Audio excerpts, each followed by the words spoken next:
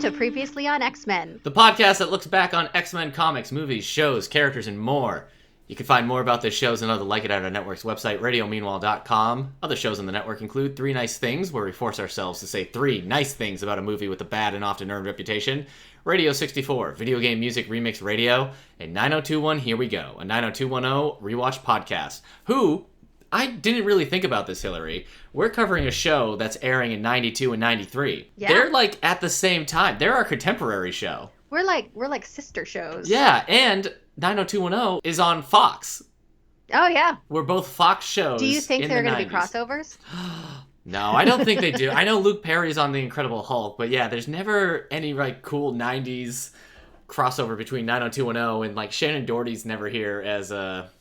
Gosh, I can't even think of a character for her to show up in here. She doesn't voice Ileana when Ileana shows up. She could do Psylocke and have the accent. She would really nail that. Yeah, Who's a Laverne character? This is a lot of 90210 related humor. So if there's not a crossover in listeners, it's going to be kind of annoying. All right, share your thoughts on this and upcoming episodes by following us on Facebook and Twitter at Previously on X. Please rate, subscribe, and share the show on iTunes, Spotify, YouTube, wherever you get your podcasts. I'm Eric Mickles, known online as Dusk vs. Tweak, and with me is my co-host, Hilary Gunning, known as the Nightwalker. Yeah, I'm going to stick with that. The Nightwalker? Eric, I have to tell you something that I'm being distracted by right now. Oh, no. The desk that I'm sitting at has this... You have to explain it to me. There's a comic that looks like it's Wonder Woman, but also Storm? Oh, yeah, the Amalgam comics. What a nice little segue too, or not a segue, a nice little ad there. Nick, my co-host on the All the Books show, and I have started a new like spin-off series where it's just us talking about comic books we've read, and that was in his quarter bin for the episode. So he goes through his bin of comics that he believes he bought for a quarter at the time, and he reads it and talks about it. So that was the whole like Marvel and DC did a crossover in the mid or late 90s. I think it's 96. It could be 97. No, it is 96. For the first half of the story, it's Marvel and DC characters fighting their counterparts, or whatever their counterparts are. And I think the readers got to vote on the winners. I'm not sure. But then the universes combine and create these amalgam characters. So that's that universe's Wonder Woman, who is the design is basically Storm with her cape, but in the Wonder Woman costume. Yeah. And it's called Amazon. Nick, as you know, Eric, is my husband, and he left this on the desk, I guess, for when you guys were talking about it. Yeah. So the entire intro, I've just been like eyeing it and being like, what is... Maybe you should read it. I don't think what is happening? I don't think he liked it, but you should check it out then and see if you dig it. That was not a great like crossover. They mixed Wolverine and Batman to make Darkclaw, and they were fighting Hyena, who was Sabretooth and the Joker. But like the designs were really dumb looking. And it's not really a story, and the fights were kind of lame, so... Yeah, that's too bad. Well, anyway, that was unrelated to anything. I'm pretty sure that was the comic industry fighting back against going bankrupt at the time. Ah, yes. So... Understandable. Yeah. What a fun little rabbit trail that was, though. I guess so. And it related, because that is Storm. It's Storm. She's an X-Man. Today, we're talking about the 90s animated series with the Season 2 two-part premiere... Till Death Do Us Part. Which I've been so looking forward to. Is that true or not? Oh, it's not. Oh, because of the villain. This is the one that haunts me from my childhood. Ooh. Okay. All right, we can talk about that. Let's see. Let's talk about what happened in between the seasons. Because these air in October of 1993, and it was March when season 1 ended. Is that right? Is that what we had said? Are you asking me? I don't know. I know. I'm sorry, Hilary. Hold on. The final decision... You're the date guy. That's the agreement. Not in high school! Ka-ching. Yeah, huh. The final decision aired in March of 1993. So these aired in October. That's quite a break. Yeah, it's a break, but it does seem kind of long for, like, an animated series, because you think about, like, kids and their attention spans and what's cool and what, you know. Yeah. They had a still like X-Men. But I guess you're just showing the first season on reruns now for the summer and stuff. That's true, yeah. That's true. And I want to say Power Rangers on at the time as well, so it was probably just everybody's watching Fox Kids. Those are two shows that I was not allowed to watch as a child and just watched. regardless. Power Rangers and Power X-Men? Rangers and X-Men, Yeah. both of them. Let's see. Too much violence. So it was I'm reading from previously on X-Men, the making of an animated series by Eric Lewald, who we had interviewed when we finished season 1. Yeah. We interviewed Eric and Julia Lewald a couple episodes ago, and we talked about this book. Boy, we use this book constantly. Yeah, for this show, absolutely. For because it used to be so hard to find any like behind the scenes information on X-Men. I remember maybe in 2010 I went looking for some stuff because I had gotten the DVDs. I'm like, what was the making of like? It was so hard to find like interviews or anything. Yeah, and they talked about that as well when we interviewed them. I loved when they said the thing about how there wasn't any internet and they didn't really know the X-Men, so they just had to like research like people. Yep. To the library! You couldn't even go to the library, though, because, like, the libraries probably wouldn't be having a whole bunch of graphic novels at the time like they do now. That's true. Oh, my word. To our local comic books. They were in the quarter bin. They're probably bumping into Nick. Like, move it, kid, I need these. It's research. I have to create a TV series.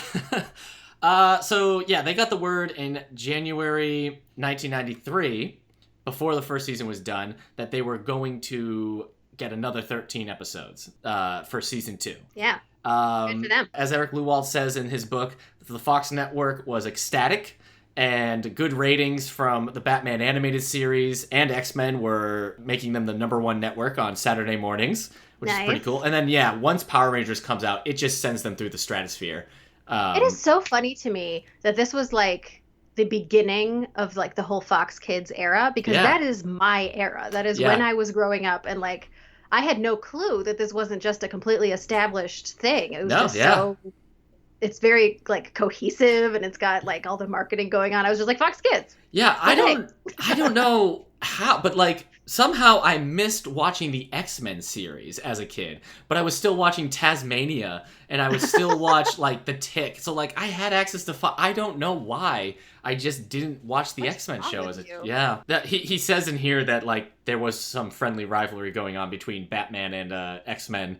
Because the X-Men crew were envious of Batman the animated series having bigger budgets, long production schedules, and superb animation quality. Why does Batman get everything? And it's just like the king of superheroes. Budgets galore. Maybe they even mentioned in the interview too about how like this was like the first X-Men show that was going, and like Batman was coming off of the movie and its coming sequel being super hot, and which movie? The Batman movies, the first 2 Tim Burton films. Oh, okay. And like being a known property, whereas like X-Men had never really gotten its feet wet in like trying to go after like the mass public outside of the comics and like a few scattered video games. So like, I mean, if you had the choice, you'd throw the money at Batman. And with hindsight, I have resentment toward Batman as a character. And Saban Entertainment was super happy about it as well, because now their name was there, because they were also kind of starting up. Yeah, and that's like a familiar thing to me now. Yeah, I mean, it was everywhere. Every cartoon that ended was like Saban Entertainment. Yeah, you see like the kids. Okay, but they did say he does say there were going to be some issues. It was going to be tighter pressure because they weren't allowed extra leeway because it's just the first season. Remember how they had to do the first 2 episodes in October, and then they were delayed until January because of animation? Oh, yeah. None of that was going to fly this time. And okay, so here's the thing. So without this book, I can't imagine you're aware of this, Hilary, because I wasn't aware of this until I read this book either. But in between season 1 and 2, they had a plan. And the reason why the final decision ends with Scott and Jean talking about getting married is because they planned on opening season 2 with both the characters already married, and Jean was going to be like 7 months pregnant. Oh, wow. Yeah. What? And that didn't happen. He says the reactions from the creative team were negative to such a plan. Yeah, I'm not crazy about that. Yeah, they're like, hold on in there. Jean, 7 months pregnant, in spandex, fighting supervillains. But yeah, you know what? I'd be kind of down with seeing that season 2. I don't know, maybe not, because Jean is such a vanilla wafer of a character. Is that what's the cracker? Yeah. That if you get it, a Nilla wafer. A Nilla wafer. Anyway, she's that's definitely true, and that she doesn't need to be sidelined more. Yeah, that's the other thing. Like, if they were to put her, if Jean was suddenly like in the front lines and everything, maybe that's interesting. But with the character who's barely there in a lot of ways, doing something that they're going to be like, well, she's pregnant, she can't. I cannot wrap my mind around this. Yeah, I imagine. What a strange thought. So okay, so you're with the creative team though on this decision. Whose idea was it? If it wasn't the creative team, who wanted to do this? It was Mark Eden and Eric Lewald's. Well, so, yeah, interesting. I guess we'll have to ask him about that if we get to interview him again. The kind of creative heads there that just didn't they didn't go for it. Yeah. Well, I'm glad. So yeah, that was decided a no-go, but they already had done the scene with the proposal. Yeah. So they decided that they were going to do the twist about the marriage in this season, and so they kind of started working around that stuff there. Yeah. Okay, so talk to me about the comics here, because I know that they have a kid, but that's never really like a thing in this kind of period, is it? If Jean was pregnant in this show, I'm not sure who the baby would have ended up being, because Cable, Nate, is the son of Scott and Madeline Pryor. Right. And then Rachel Summers is their daughter, but in the alternate Days of Future Past future. Right. So like biologically, I would think it would have to be Rachel, unless they but like the timing Cable. matters. Yeah. I'm not sure who they would have chosen, or if they would have created just an original character and he's Charles. That's why it's interesting to me that they would even consider doing this. Like it just seems so out of nowhere. Mm-hmm. Because it wasn't really a thing in the comics either. Nate is a thing. Baby Nate is a thing, but he was gone. He had been sent into the future. They didn't know what happened of him. So, I'm not sure at this time if the whole Cable is Cyclops' son was confirmed yet or not. Yeah, right, because it was still so early for him. Mm-hmm. And what Well, else? anyway, we don't have to dwell on this. It's just blowing my mind. It would have been interesting to see which baby they had chosen. So that didn't happen, so they went with all the twists after that and built around that. The one thing Fox told them, the show wasn't going to be a serialized show anymore. The delays that had happened with the first season, Eric Lewald says, spooked them in doing that. Because remember, the Juggernaut episode was delayed and ran out of order, and then they had to delay the whole first season. So I can get it why Fox would be wary, but at the same time... part of the strength of the first season was that it was so serialized. Yeah, I don't even know what the show would be. Yeah. I mean, after watching the first season, it seems odd that that's where their minds would go. Yeah, we get into a much more episodic season this go around. To combat that, that's part of the reason why Magneto and Xavier are separated from the rest of the show. Xavier goes off, and we'll talk about that. But the idea is that they can do this kind of serialized, continuity-based adventures before or after the episode, and kind of still have this ongoing story that will pay off at the end. That's clever. Yeah, I like that. But they still, we'll see with certain stuff that they do here with Morph and the Friends of Humanity, they still kind of get in there previously on X-Men kind of stuff. Those were the big changes then. The first part of this, this is a two-parter. It came out October 23rd, 1993, was written by Mark Edens and directed by Larry Houston. And then part 2 came out the week after, October 30th, 1993, and was written by Michael Edens and also directed by Larry Houston. Yes. So they're Till Death Do Us Part. Till Death Do Us Part. Parts 1 and 2. Previously on X-Men. As I said the title, and I was like, part. Till Death Do Us Part 1. I got stuck. Anyway, Till Death Do Us Part 1. And it opens with a crazy, misty dream sequence situation. Yeah, with Wolverine fighting Cyclops. The Cyclops, we know later that it's not Cyclops, but does Cyclops ever talk? Yeah, right? I think he taunts Wolverine. I think he does. I don't really remember. Wolverine programmed in a Cyclops into the Danger Room that would taunt him. Yeah, see, that's the funny thing, because the way that it's shot and with the mist and everything, it really hardcore feels like a dream sequence. Right. And then at the end, it's like, no, this is real. Yeah, because he just weirdly programmed his friend into the computer so he could cut him up. He could murder. You're mine. You want to bet?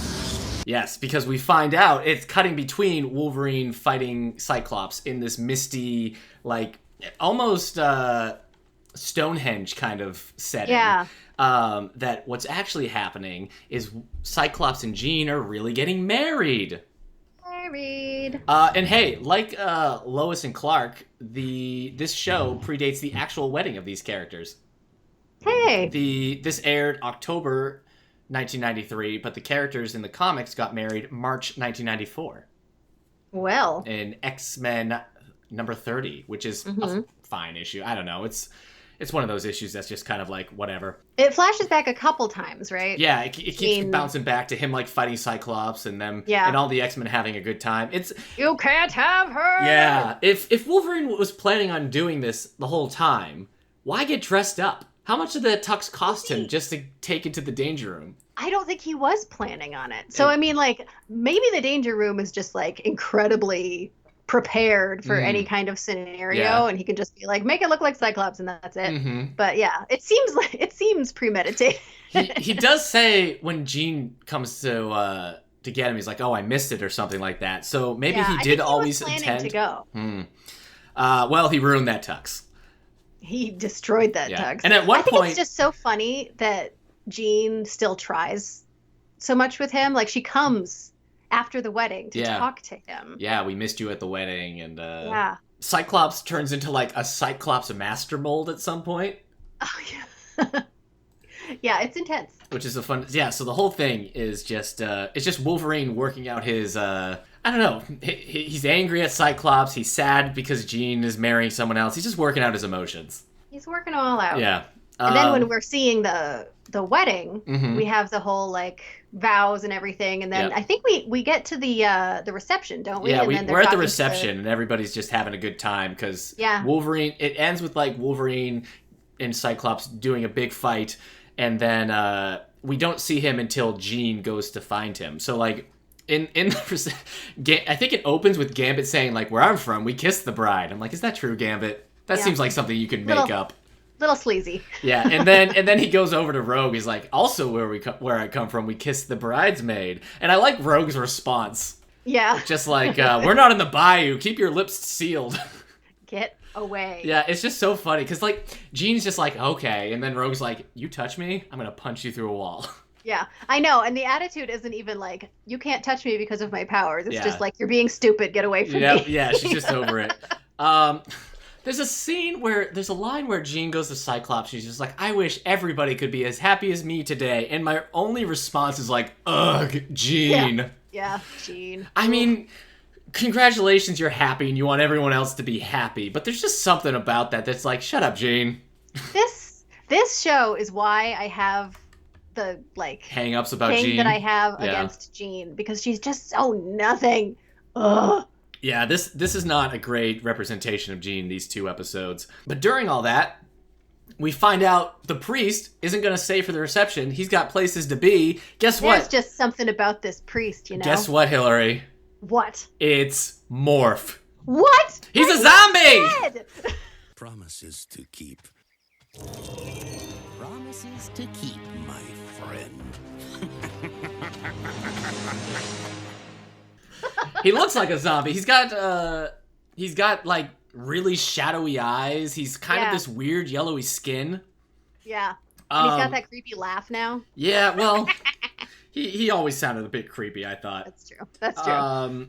So they had to fight to kill Morph in the first season, and the Fox Network, he says from Sydney, in his book, Eric Lewald says that Fox told them that they were polling the first 6 episodes that aired, the younger viewers, what their favorite X-Men was.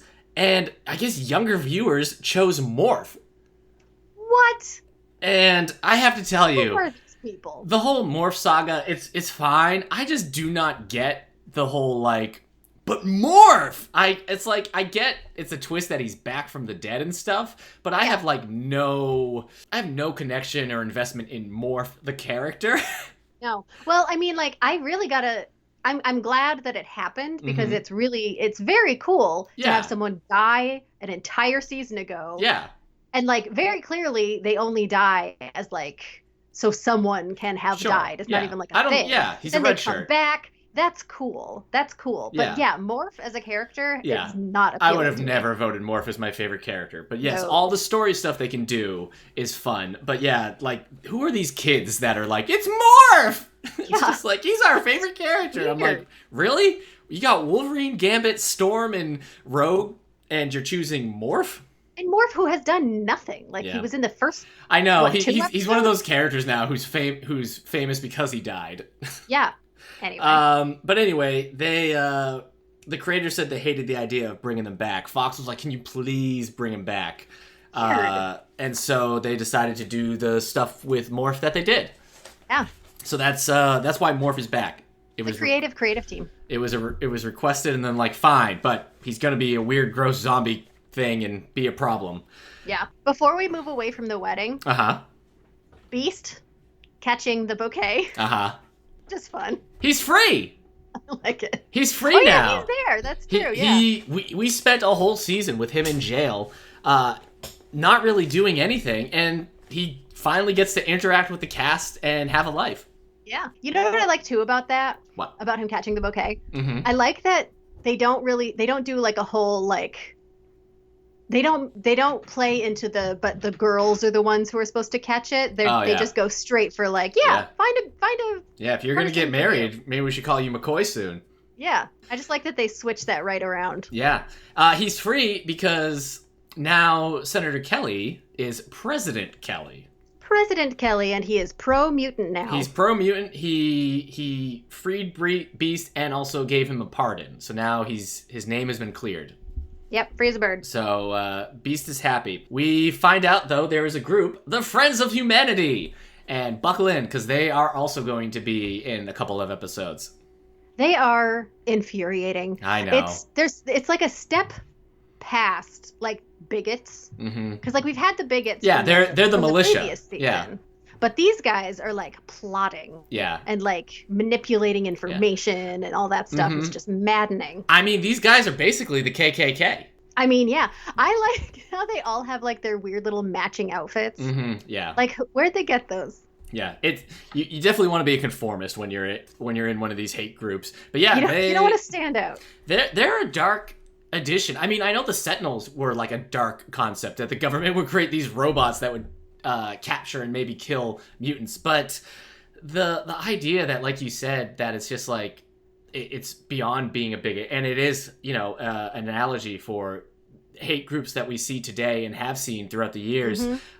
It's another like dark edition of like the mutants versus humanity kind of things, because they're just people. They don't even have robots. They're just people with sometimes they're armed, but they're just this hate group with like pipes and stuff, and they're even more dangerous now than the Sentinels, because they can just be anywhere.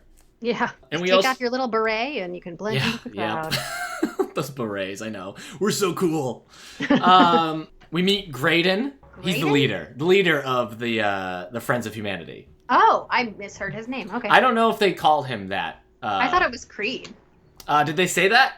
I thought so. Okay, well, I was not sharing that. Then yes, we meet Graydon Creed here. Tomorrow belongs to humanity. He's voiced by John Stalker, who I don't care how many other things I hear John Stalker in, I always hear him as Beastly from the Care Bears. Every time. And in the first time I remember seeing these episodes, I'm like, oh, that's that little like Beastly character from, I can't, his voice he doesn't change his voice too differently between the two, so it's just it's Shrieky's sidekick from Care Bears. Shrieky was No Heart's niece in Care Bears. I have seen like 2 episodes of Care Bears. Oh, I watched a lot. I know the song. Oh, okay.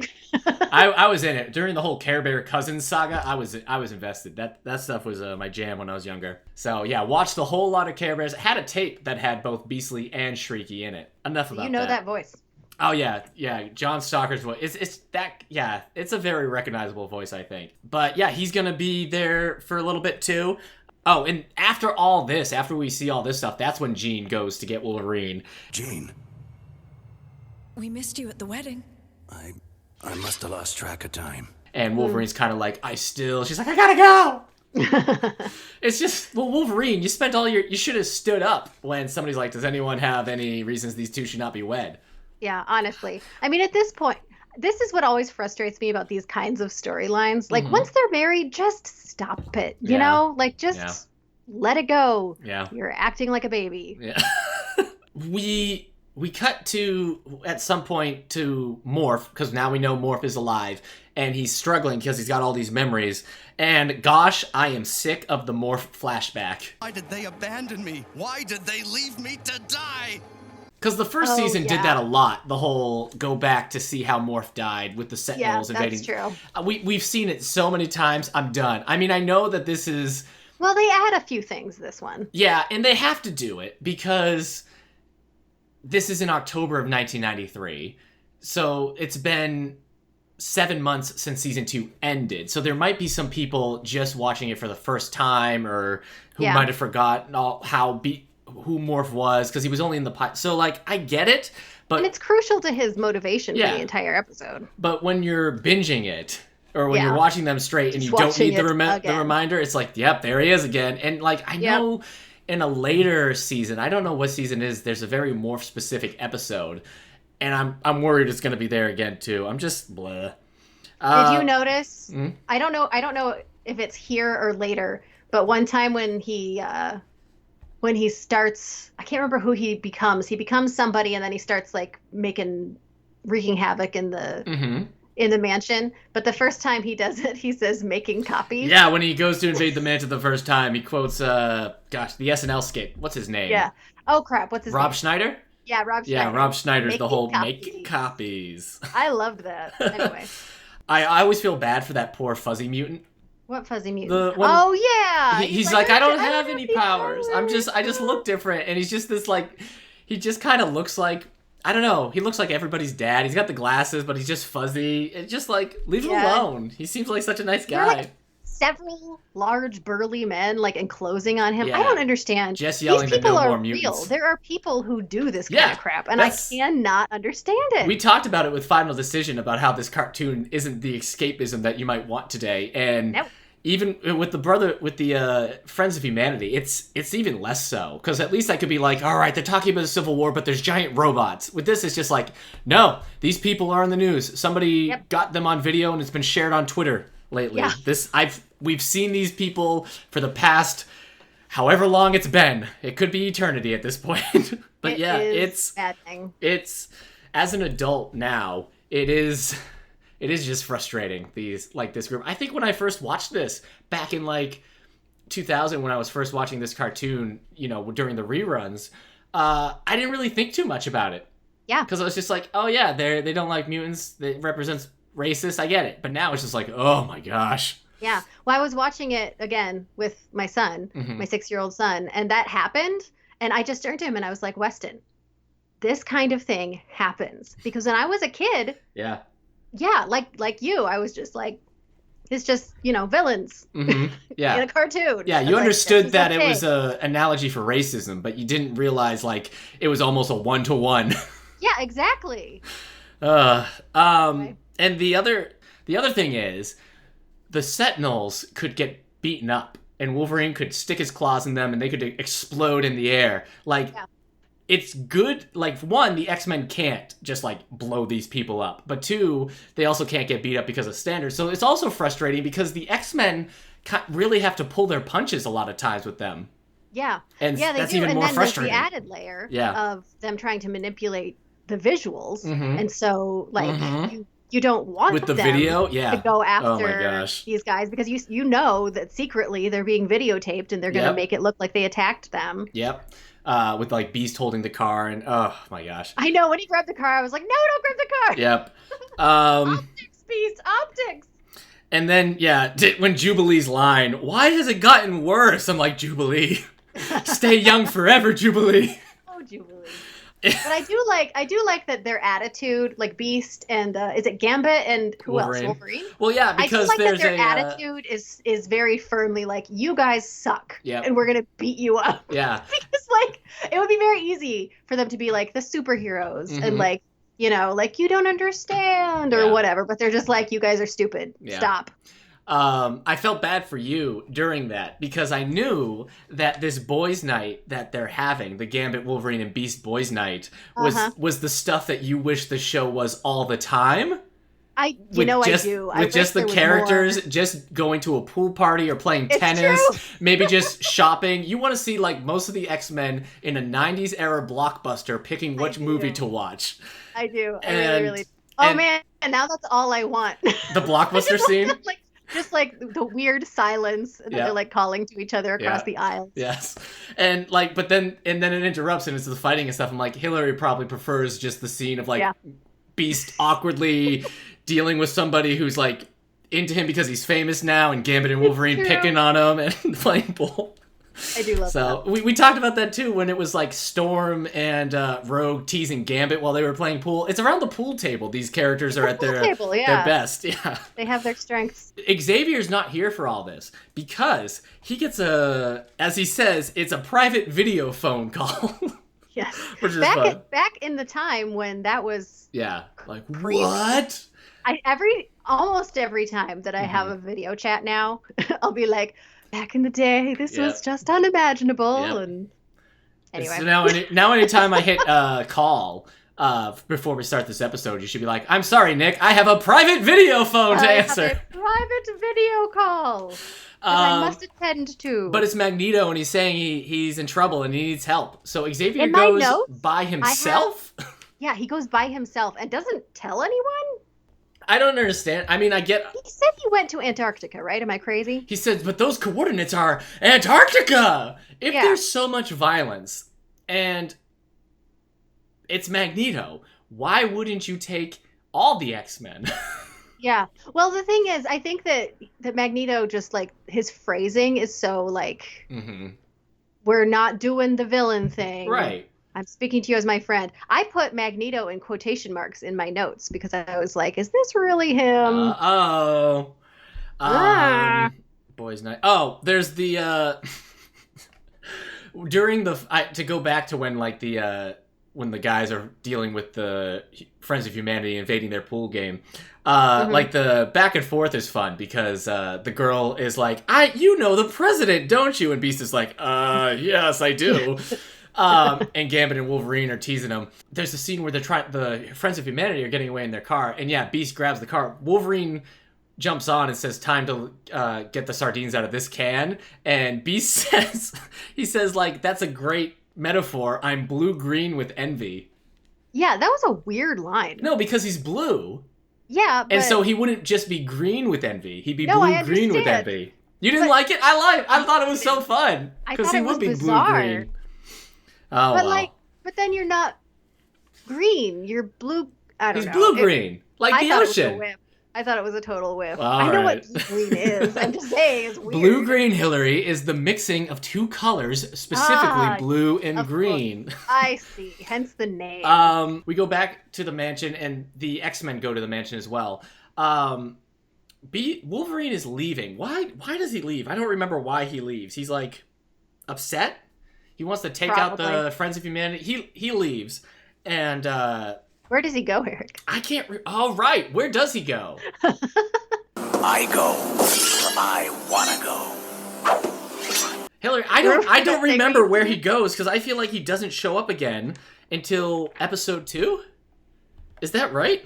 That could be. I think he's just always leaving. I think that's just his thing. Well, he left this time. We'll know where he left for in the next episode. But anyway. So this is the part when Morph starts switching between the X-Men and confusing them. And just getting them all mixed up. Jubilee's watching TV and Gambit's like trying to entertain her with cards. And Morph pretends to be Rogue and comes in and tells Jubilee to get out of here. And then and when Morph Rogue gives Gambit certain eyes, Gambit's like, yeah, why don't you go? You need to go. Here's $20. Go to the arcade. And what happens is just so funny to me because she's like, what if I had been lying this whole time? Yeah. And I could control my powers. And Gambit is not like, what? That's crazy. No. What are you talking He about? is That's amazing. 100%. He's just like, sweet, let's Yep. go make He out. knows he 100% believes that he's about to get lucky. So yeah, get out of here, Jubilee. I No totally questions. believe. Yeah, no questions about this, even though he's seen it happen before. So yeah, it's a strange. That was all a lie. Yeah. So anyways, it's funny when Jubilee is angry because she uses her powers because she's mad that she had to leave, and then she just is like, whoops, and then just like Runs away. runs off stage. It might as well be like Jubilee stage left. What? I don't know. Rogue is in quite the nap pose for the camera. Uh-huh. Yeah. And Gambit comes in and is like, maybe you want to be woken up with a kiss. I was like, maybe not, but he loses his powers, and then Rogue gets this. He goes unconscious. He loses his life force and falls down. Rogue is upset, but also she has his powers, so she blows up the couch. Yep. I like her reaction too, because she also is not surprised that this No. happened. And she doesn't really feel bad either. She's No, like, she well, doesn't. No, she's like, you idiot. That's what you get, you jerk. But you're right. She doesn't really like, why would you do this? Like, oh, it's Gambit. Yeah. Ugh. Gambit gets maybe 1 or 2 free passes he shouldn't every now and then. I guess so, yeah. Um, Didn't he say, no, well, okay, this isn't entirely fair, but he did say something about he never goes where he's not invited in a previous yeah, episode. the next episode. And I guess yeah. technically he thinks he was invited. Gambit, you could not have chosen a worse time to be a fool. One thing where Storm they find and Rogue that find out something- the Friends of Humanity are causing a Right. riot. And Yeah. so Storm is talking to him. He's like, I'm going to finish up the Danger Room and I'll meet you. I was like, Beast, why would you do that? And then I found out it's Morph. And I'm like, Morph is tricking me. Like, I thought it was Beast and I was mad at Beast for a second. Nope. It's a double level Yeah, I was trick. like, why wouldn't you just go with them now? Oh, it's Morph. Ah. Yeah, so now Gambit's out of the picture. Jubilee has been tricked. It was Storm. Morph was pretending to be Storm and told her, Oh, right. Jubilee, we Yeah, found missed some that group. part. You need to go out there. So they're down Wolverine, Jubilee, and Gambit. And Scott and Jean are on their honeymoon. So it's just Storm, Rogue, and Beast now. But Beast is being delayed. So it's just Storm and Rogue going off to deal with the humanity. Storm is incapacitated. Rogue and Storm took him out. But they were getting, like, beat up. Grenades were being thrown. But Well, they were expecting Beast to come. Yeah, but Beast he wasn't never going showed to come up because he 'cause- didn't know about it. And then they're all pissed at him yeah, because because they think he just bailed. Morph had messed with his Danger Room setting. So Beast was trying to get out of the Danger Room. And Storm is shot down because Morph pretends to be one of the cops. And Right, and she's in the hospital. and he tells them to shoot her with full power, and they blast her because she's just up there avoiding the blast. She gets shot, she falls to the ground, she's in the hospital. So yeah, that was also dark stuff when you kind of felt like the X-Men were now being like outnumbered by all this humanity stuff. And that's when we find out that the person pulling the strings is one Mr. Sinister. Bum. Who are you? What do you want with us? My name is Sinister. Mr. Sinister. Hilary's second favorite character. False. Rogue. Okay, here's Sinister, another tidbit Gambit. from my 6-year-old son. At the beginning, like when he first shows up, Weston said he's the coolest character ever. Sinister? He said he's the coolest character Uh-huh. ever. By the end of this episode, he has changed his tune. Ah. He hates Mr. Sinister. He thinks he's gross. Yeah, by the end of the second episode, he's done a lot of gross things. Well, okay, we'll talk about it when we ever do a Sinister spotlight. But That's not happening. the original concept that Chris Claremont had for Mr. Sinister that he never did was that Cyclops had like this bully that was in the orphanage with him, right?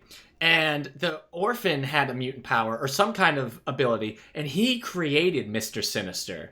And so Mr. Sinister is supposed to be, or his original design and his name and everything, is the concept is that it's what a small child in an orphanage would create if he was creating this evil bad guy. Okay. So he's And supposed so to be he's like not this even a mutant. knowingly infantile kind of design.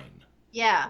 Well, that's an And- interesting idea. And so that's why he's named Mr. Sinister. That's why he has that design. That's why when he's first fighting Cyclops during Inferno, he's like taunting Cyclops and calling him like a pansy and all this stuff that like Sinister wouldn't say these days. Other writers took over because Claremont left. So all the genetic stuff came later, really, like his Victorian era origin. Right, yeah. So it's not surprising that, like, your 6-year-old son, when seeing Mr. Sinister the first time, to go like, that is cool. Yeah. But, yeah. Look at his weird lips. Yeah. He is voiced by Christopher Britton. Christopher Britton would also be on an episode of Mutant X. Oh, really? So he'd hang out a little bit, yeah. And also someday show up on the Blade cartoon. What was it? On some of the video games, he voiced Iron Man. Oh, huh. I can see that. Before, but I know him most as Mr. Sinister. It's a cool voice for Mr. Sinister. I know you hate Mr. Sinister, but I like the voice. I think it matches well. It has this. I don't know if they're preparing to do a Victorian origin. I don't even know if the comics have gone on that yet. But like, I think it fits for like his later origin too. You could hear that voice as being like, I don't know, somebody who started there. It's almost like how you would voice like a vampire. Yeah, there is a vampire quality to it all. I remember, because I didn't know who Mr. Sinister was when I first watched this episode. I was unaware of Mr. Sinister, but I had read a certain X-Men episode where Cyclops and the Man-Thing fought Despair, who's kind of like this vampire character. And I remember thinking, like, why are they calling him Sinister? He looks like Despair. So I had this weird comic knowledge that wasn't complete, and so I'm watching this cartoon the first time, like, that guy's name isn't Sinister. But no, it's Mr. Sinister. I like him in this cartoon, but there are some gross things coming with him. But, you know, the way you feel about him, it's not like he has spittle coming out of his mouth, Hilary. He's not, like, gooey and leaking all the time. He is gooey and leaking all the time. Apparently is, like, made of some weird liquid. Oh, he's so gross. Part 2 opens with Jean and Scott on their honeymoon. Yay, everything's gonna be fine for them. They're on a boat. We're finally alone. Just the two of us. Without another person for 100 miles. Oh, Scott. Which I wonder if it's a reference to the fact that, like, when Jean died after the Dark Phoenix saga, Scott went on some boat adventures and met, is there any Lee? He had some boat adventures. You think that's a reference to I don't know. They're just on a boat. He was on a boat. Okay. But they get interrupted by the Nasty Boys. Yes. I love how in their first interaction is kind of like nice, like it's just that guy being like, hey, and then be like, oh, hey, how's it going? Yeah, I have a message for you. Okay.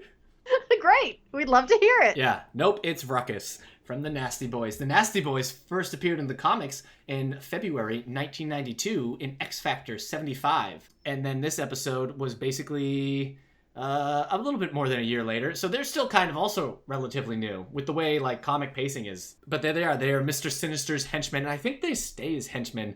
We'll see the mutates in later episodes. Sinister's just he's filling his life with henchmen. So yeah, henchmen each with a distinct accent. Yeah.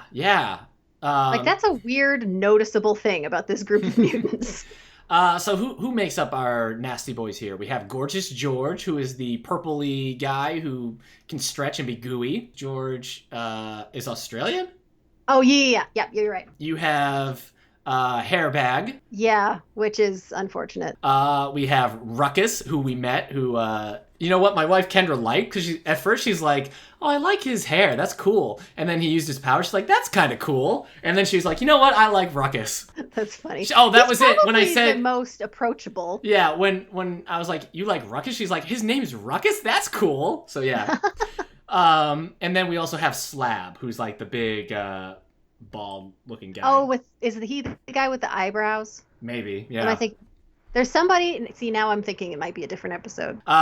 So there you go. Those are the Nasty Boys here. Missing is Ramrod. Was also part of the Nasty Boys in the comics, but not in this. Nasty Boys. Nasty Boys. Yeah. They don't call them that in the episode. No. I wonder. Part of me thinks later on they get referred to as Nasty Boys, but I could be wrong. It might just be... It sounds like something that like Wolverine would say, just in passing. Like, it's a bunch of nasty boys. That's what Wolverine's saying in passing? Yeah. Do you like the Nasty Boys? Not really. As the henchmen? I don't really. I mean, I think They're not as gross as Sinister for you. They're not gross, and like the powers are diverse and kind of interesting, but I don't know. I guess I don't love and the idea of them just being bad and like not apparently having any motivation at all. It's just kind of a shallow thing. Their design first and stuff. They're not really. Yeah, I don't know how much character work they get in later episodes. Hairbag and Slab seem very similar in terms of like they're just both strong people. They're just like toughs. Yeah. Oh, the Genosha collars are back. Yeah, when they give a little George shout says out like back they're out of fashion in Genosha, so here you go. Yeah. I don't understand how they lost so quickly, Scott and Jean. It's like, does Jean even have her powers right now? I don't think she does. I don't think in the very early seasons they're like, I mean, it's like early Jean in the comics where she can barely do anything and all she can do is just what Xavier tells her to do. Still, it just kind of feels like you guys could put up a fight. These nasty boys aren't that big of a... I mean, one's gooey, two are strong, and one can scream. You should be able to deal with this, but they just take them out so quickly. We cut to... Because episode 1, we know that Jubilee goes to the Friends of Humanity. That's how episode 1 ended Jubilee's like thread there. So here she's captured. I love how willing she is too. Like she just like walks up to the door and is like, "Hey, how can I help?" Yeah. So she's captured. They're having one of those meetings where they're just all yelling and chanting because they don't know big words. And yeah, the leader, Graydon Creed, is like, "Aha! We've got a mutant right here. And what should we do?" And they're like, "Destroy her! Get rid of her!" And Jubilee says a line. At this girl just standing on stage, just a teenage teenage like, girl. Murder that child. She must be like 15. I can't imagine she's old enough to drive. No. So if I'd give them the benefit of the doubt of saying 16, but I think she's supposed to be like 15. Yeah. So yeah, that's pretty miserable, you idiots.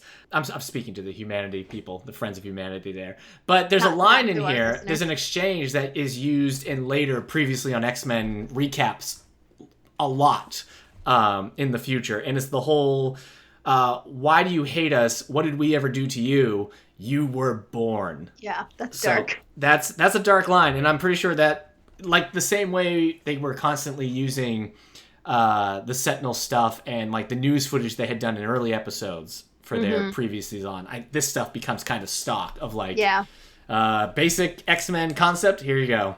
Yeah. Wolverine breaks in, and it's funny because he comes in with his claws extended. This happens all the time. He comes in, claws out, lands and takes on some people, and then to get Jubilee's ropes off, he extends his claws again. So he's just constantly doing that throughout this show. You'll see him have his claws out, and then he has to do it because it's just such a dramatic moment. They have to do it like every 5 seconds. Yep. Okay, there's a line that Wolverine says that I had to pause the episode because my wife was laughing so hard. She thought it was so funny. Wolverine says, "Do you know how much bubblegum I had to sniff to get here?" And it just killed her. She thought it was so funny. That is funny. Also gross. It is gross, and it is funny, but I also kind of find it endearing that Wolverine is so concerned about Jubilee that he's like smelling bubblegum on the streets. Yeah, it is. I mean, it's a nice moment to reinforce that that's like a thing. Yeah. Like that he's looking out for her. Yeah, but also it is just kind of like, ugh. Okay, so yeah, people are recovering from the stuff Morph had done. Gambit's waking up, and Rogue's mad at him. Their exchange is kind of fun, because he says, "You tricked me" or something, and she's like, "You got what was coming to you," and he says, "Gambit doesn't go where he's not invited." Oh, that's what it was. Yeah. That's what I was thinking of. Yeah. So it's just kind of this, like, I don't know, this fun exchange. I get, like, smartly written lines and stuff. Like, Gambit's like, I wouldn't kiss you unless I was supposed to. You told me to. Which doesn't track entirely. I mean, I guess he's always asking in previous episodes where he's like, do you want a kiss? Yeah, he doesn't sneak kisses. Yeah. He just pressures her. What a guy. But yeah, Rogue continues just to be like, you dummy. But yeah, they're all kind of confused by this. And Wolverine walks in with Jubilee, and he smells it. Mm-hmm. It's he knows it's Morph, and he's trying to be like, he's under the effect of somebody who's manipulating our minds and stuff. Stop him. And then it gets too intense. He's like, destroy him! And it's funny because that's where Gambit's like, wait a second. Yeah, no, he's like, I don't think this is real. Would the professor say to destroy Wolverine? It doesn't reveal more. First, he gets up as Xavier and he's like, oh, I'm cured. I can walk. Yeah. Well, because when Gambit is suspicious, he throws a card at him to trick him into standing up. I just thought that line where, like, as standing as Xavier, Morph is like, oh, look at this. Yeah. Ta-da! But they escape. He tries to escape, and it's funny because Wolverine and Jubilee are at the jet, and they have this big fight.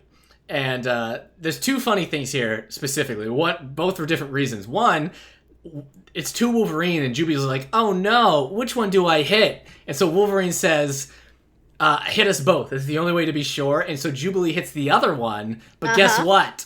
That was Morph. The first Morph said hit us both.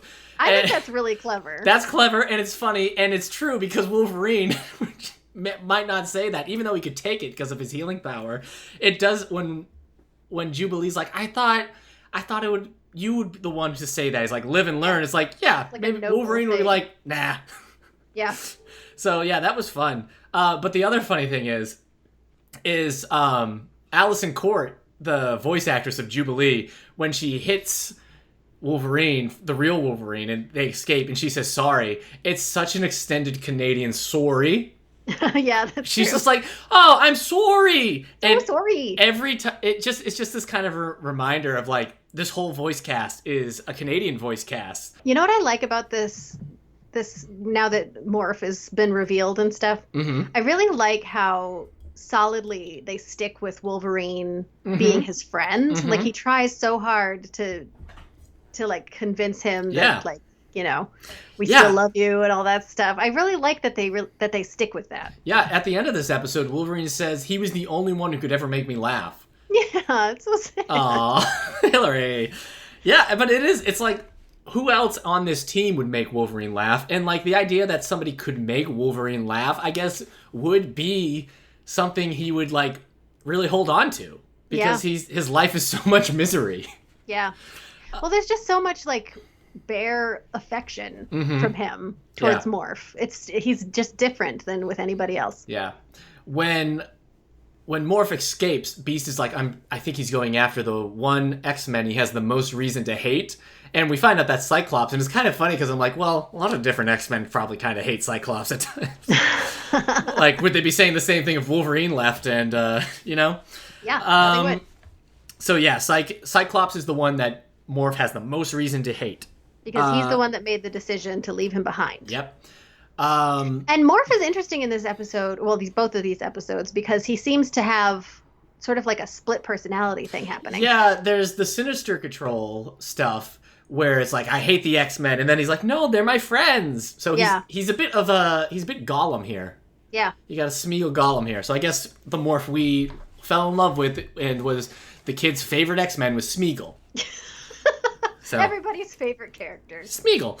But yeah, so Jean and Cyclops are captured and being held on these slabs. Not Slab the nasty boy. No, but just slabs slabs. Tables. Slabs. And Sinister is talking about how he's been watching them as they were growing up. And we get some flashbacks of Cyclops in the orphanage, of Cyclops as like in like the 60s X-Men costume fighting the Super Adaptoid. Oh, yeah. From X-Men 29. Mm-hmm. In the show, we'll start doing that a little bit more. Every now and then we'll see like those designs. And sometimes I wonder, it feels like continuity errors, but I'm not too sure if that's right or not. We'll see in later. Well, it seems like in the first season, they seem to lay a lot of groundwork for them having quite a substantial past as a team.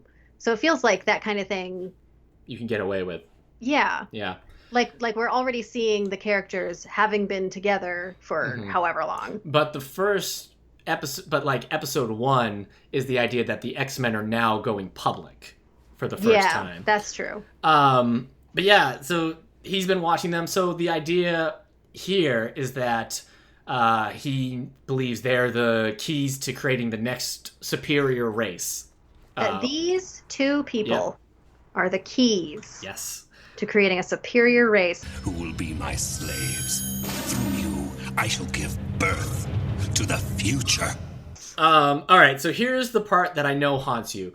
So it haunts me, Eric. it is gross because this like vine comes out of the ground. His whole lair is this really out of the ground. gross organic lair that feels like you're in some kind of monster or some really gross dimension. Well, I think they're really leaning into the like genetic manipulation thing and sort yeah. of the fear of that was in the early 90s of like cloning and like all the creepy things that you might do. So they're all just very like unnatural seeming. Alien influenced in some ways. So a vine comes out of the ground and it has like a leech mouth and it's with, like, red teeth. And dripping and it feels like it's already like blood dripping out of this leech mouth. And so he's like, now I'm going to get your genetic material. He's going to get his genetic material, Eric. Where do you think he's going to get that? Well, Hilary, this is why I'm not like I imagine the way you make it just sound, the way you describe it, it's like he's. What, you think he's gonna get? You think he's gonna get a follicle from the top of his head? Well, he's using this leech thing. I think he just needs blood. But the way you make it sound like it's like artificial insemination here. That's what it seems like. Oh, it's so gross. That's what it seems like to me. I don't think he put the leech thing down on Cyclops' crotch. He's got him like just like well, you don't see where he puts it. Well, that's true.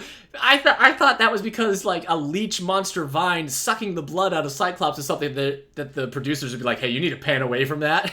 Yeah, seriously. Well, I'm just gonna. I mean, if he's a geneticist, he's gonna know where he's gonna get the most potent genetic material. He's not gonna be cutting corners and being like, well, maybe if I go for the plasma. I think he's just getting the blood. But then, yeah, you also described this in the past with like a seed. And I was like, I don't remember what the seed looked like. It's a weird looking, it looks like a fossilized booger. Yeah, it's bizarre. It's so gross. And like, it just comes out of the leech thing.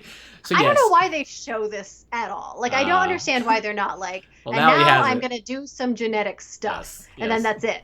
You know, like, why are you seeing the action happening? Because it makes no sense. It feels like a I don't know, maybe they just wanted to do body horror but on a kids cartoon. And this is the most they could, and this is what they could get away with, because it is gross. Like as this stuff is happening, you're like, oh, this is gross. Like Sinister has like a cool design and he's got that cool voice actor, but then once you're in his lair and everything is like, you imagine the walls are beating, you know? Yes. that this lair has like 3 hearts and is probably like some kind of weird mind is like, kill me. Yep. So anyways, he does the leech vine. We don't know where it goes. Hilary is certain of where it goes. It's up in the air. And then he gets this weird orangey brown, and it's big. But anyways, good news, Jean is here. Haunted me to this day. When they break out, like, no, I don't know why I wrote this, but yeah, Jean is here. And there's just this part of me that just feels like, is Jean here? Because every now and then she'll say something. She'll be like, you won't get away with this or something. I don't know. It's just like, Jean, please be a part of this. I know. It is very heavily Cyclops focused for some reason. Which is, and you almost wonder like why he even took her. I feel like is true most of the time with Sinister. But the whole idea is that he needs both their DNA. So, I don't know. Anyway, Jean is here. It's like she might have something to say about Morph, having her genetic material stolen. Morph shows up again, and he's going to kill Cyclops, and Sinister's like, if you do that, I will destroy you, you dummy. And then we get this whole flashback of how Morph was picked up by Sinister, and I'm just kind of like, no one went back for Morph. Like, I know they left him behind, but nobody also then later went to go find the body and bury him. Right, yeah. And, like, to check that he actually was dead? Yeah. Like they just were like, he's gone. Yeah, we knew he was... Their knowledge of him being dead was from their psychic connection. Right, okay. But at the same time, they just never checked to see what happened to the body. Which seems like you would do that for your friend. Well, and this is where it gets creepy again, because it's like, he was dead. And Sinister did some weird, gross thing that like brought him back to life. Yeah, it's like it confirms. So he's like this weird, like zombie person. Yeah, it confirms that Morph was officially dead. Like weren't lied to. He was dead. Yeah. And the only reason he's what he is now is because Sinister, like you said, did some weird stuff. Weird, gross, So sinister stuff. he put that like weird Star Trek like bug, but not in his ear. He just mushes it Just into his on his head. temple, yeah. I'm kind of getting why you're grossed out by Sinister, but I guess it all You're just starting tracks to for see me. it? You're starting to see it now? The X-Men show up, and Sinister's like, destroy them all. So they're fighting the Nasty Boys. Gambit, he's fighting one of them. He's fighting Gorgeous George, the gooey one, and Rogue has to come in, and it just this happened all the time in the first season too. Rogue is constantly having to save Gambit. Yeah, it's Constantly having to catch him out of the sky, constantly having to like stop people who are big from beating up on Gambit. The Morlock episode, she had to get him out. If it wasn't for Rogue, Gambit would be dead in this show. He'd just be dead, yeah. And it is kind of No funny. one else is ever looking out for him either. That's true.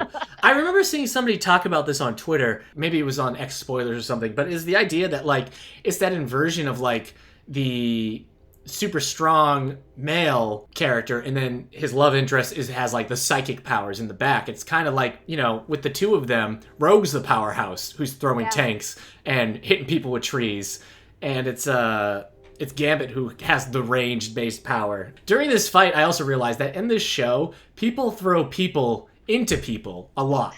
It's true. That's kind of your go-to smart. defeat this move. Yeah, like I'll throw Slab into Ruckus, thus saving Wolverine. Well, it kind of leans into the, I've said lean into a couple times. It works with the teamwork thing. Yeah. You know, like they're never just fighting their own person. They're always like working together. Yeah. But it also allows the ratings to not be a problem, I guess. True, It's like, oh, we don't have to stab him. We'll just throw him into that guy. Oh, I fell over. But yeah, they couldn't. Yeah, it's always this kind of like, I've got to help Wolverine, so I'll throw my guy. Kind of thing. Yep. Yeah, Cyclops just breaks out. Nobody helps him out. He just pulls his cuffs off. Yeah. Which is funny because, like, Jubilee couldn't use her powers because her hands were behind her back with rope. And Cyclops is not a super strong character. No, and yet he's breaking out of Sinister's metal. It seems like a strange thing. Shatters, too. Yeah. Like, you see it happen. He just pulls and shatters this, like, steel... Yeah. And then he can use his powers, and he frees Jean. And even when he lets Jean down, she does one of those, like, ah! It's like, really? You just took exhaustion for being let out of this? Ugh, Jean! But then they take out the Nasty Boys. They take out they don't take it pretty easily. They fight the Nasty Boys, but it's Cyclops showing up and finding out that his power affects Sinister that really turns the tides, because now Sinister's like, get me out of here! Yeah. And yeah, he shoots him, and he's just like this green drippy effect on his where he's been shot. My body! This is impossible. And then it kind of heals because it's metal. It makes that metal like bloop, bloop, bloop sound. But then, as he keeps shooting him, it's just goo, just dripping. Whatever he's made out of. And he's like, my body. Yeah, whatever his body's made out of is gooey, crunchy, moist. I would be fine if he just didn't exist. If he was just not there. Yeah. I'd be okay with that. So Sinister calls a retreat, and they all get out of Dodge. You know, they're like, we did it. And Cyclops is like, but I'm not married. And oh, that's right, because he wasn't a real priest. Yeah, and so Jean is like, but we are in our hearts, and we will be again someday. I'm like, well, you had the ceremony. There's nothing stopping you from finding like a justice of the peace or just going to City Hall. You can still do that. Is funny. Like, just so this afternoon, maybe? Yeah, like you've done the ceremony, you've had a honeymoon, you just need the piece of paper. I mean, are you going to the DMV later? Just throw that in. It's such a strange, like, maybe someday when mutants and humans and Mr. Sinisters are friends.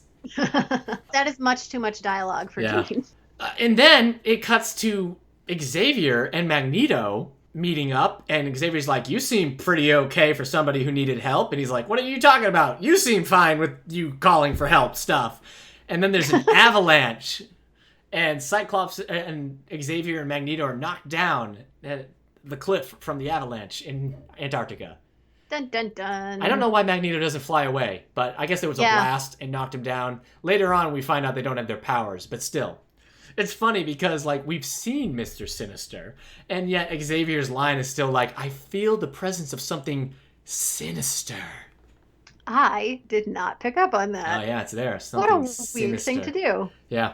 Yeah, it's funny. Mr. Sinister is one of those names that I've said it so many times now, but when you stop and think about it, it's a stupid name to say Mr. Mr. Bad Guy. Sinister. But like, yeah, I just call him Sinister all the time, and it's just part of my vocabulary now. I don't even think about it. Yep, So, into your brain. Yeah. That was the episodes. Those were the 2 episodes. What'd you think? Happens in these episodes. Yeah. Like, seriously. these we are didn't even dense. cover half of the things that happened. Right, but it feels like in the first half hour, the first part, I remember thinking like, this can't be a half hour. It is. It just, they're moving. They're like, I know it's like a premiere and like setting up the new status quo, but like all the stuff with the Friends of Humanity, all the stuff with Morph, the wedding stuff, the character interact, all this, it's like packed. It's crammed in there.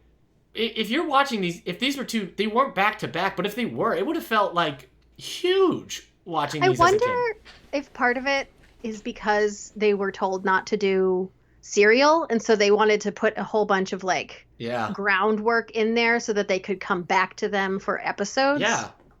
I mean, we get a lot of character work. We get like we said, that boys' night out at the pool hall. We get the wedding and Beast being free and that stuff. But yeah, it's not, and they're not like light on action with both the Nasty Boys and the Friends of Humanity. Yeah. Yeah. Just, and you were talking about seeing like the Friends, just blowing stuff up and stuff. There's a lot of that footage of them doing that. And then when they're fighting the X-Men, like you said, they're filming them for manipulated news footage. Mm-hmm. And there's just, it's so much that like, yeah, when I forgot to talk about it, just so much happened. Yeah. And the pacing is just really well done because it doesn't feel crammed. Yeah. It's just when you try to explain everything that happened, it's like, and then this, and then this. Yeah, I liked them. I mean, I know you don't like Mr. Sinister, but I like these 2 episodes because they really did feel like, I don't know, they were dark with a lot of stuff with both Sinister and the Friends.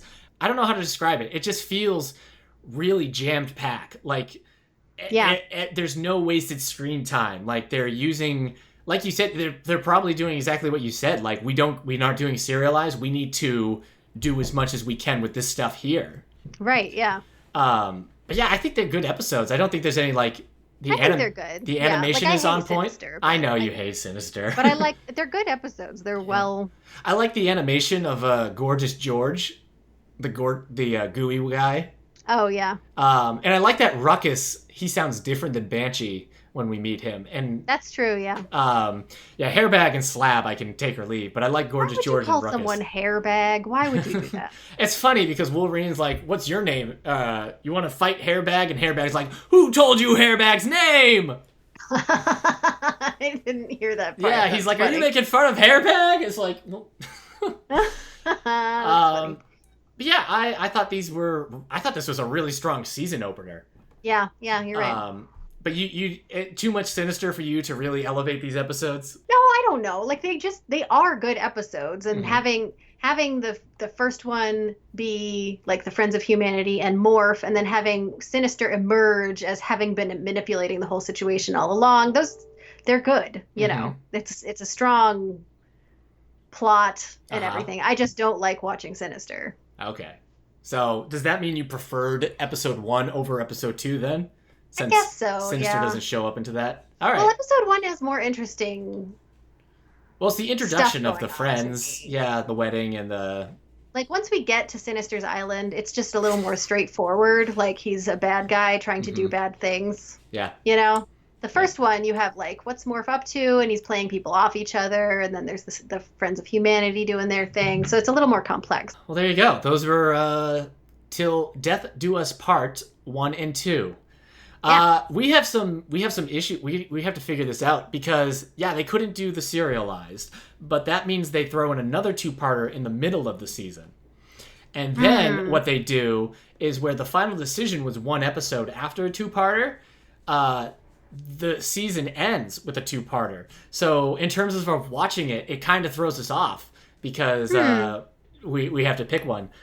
we have to figure out how we're going to do it because we get like a single episode too many. Okay, well, we could just do one with 3, maybe. Unless there's one that's like really intense. Not skimping out on the Mojo Vision episode. That is getting at least half an episode worth of discussion.